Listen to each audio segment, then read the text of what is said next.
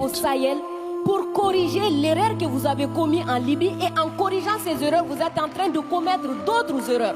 Monsieur le Président, je vous rappelle que l'intervention militaire étrangère n'a jamais réglé un problème. La Libye, elle est comment aujourd'hui? L'Afghanistan, c'est comment aujourd'hui? Donc l'intervention militaire ne va pas arranger les choses. Je ne voudrais pas que mon pays soit comme la Libye. Prenez votre responsabilité et surtout arrêtez de dire que nous sommes là pour vous aider. Non, vous n'êtes pas là pour nous aider. On est ensemble. On a un ennemi commun.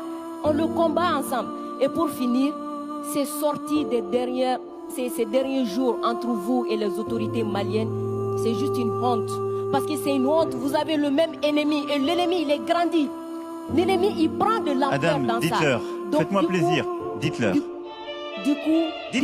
Du coup, arrêtez ça, arrêtez ces discours paternalistes, dire que nous allons vous aider, non, nous n'avons pas besoin d'aide, nous avons besoin de coopération, nous avons besoin de partenariat et nous sommes liés par l'histoire, mais nous sommes liés par les dangers, nous sommes liés par les défis.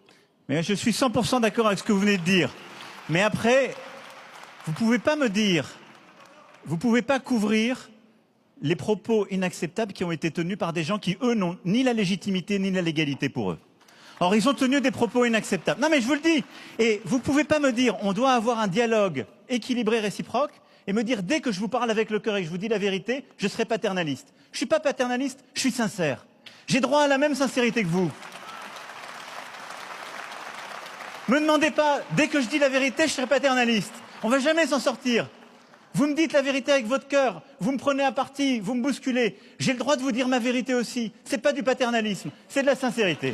Ok, Monsieur le Président, non, juste pour dire que la sincérité n'exclut pas la courtoisie, la sincérité. Mais je suis courtois comme vous l'êtes avec moi, Adam. Oui. Nous sommes courtois les uns. Je suis carrément d'accord avec vous, Monsieur le Président. C'est juste vous dire que j'adore votre sincérité, mais elle n'exclut pas le respect, elle n'exclut pas la courtoisie. Je pense que nous avons l'un et l'autre, là dans le débat, une très grande courtoisie. Absolument. Et on fait la démonstration qu'il n'y a pas de paternalisme, il n'y a pas d'agressivité, il y a une vraie sincérité, mais il n'y a pas de tabou.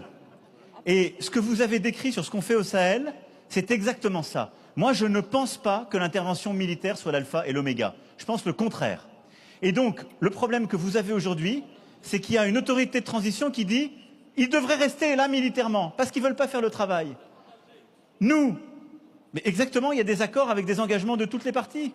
Et donc, nous, on est là pour la sécurité, mais à côté de ça, depuis 2017, on a l'Alliance internationale pour le Sahel, qui est de l'aide au développement avec la Banque mondiale, l'Allemagne, tous les pays, justement, européens et autres, qui est cet investissement solidaire qu'on a dans la région. Et il y a le rôle du retour de l'État. Chacun doit faire sa part. Et plus vite le reste est fait, plus on peut se retirer.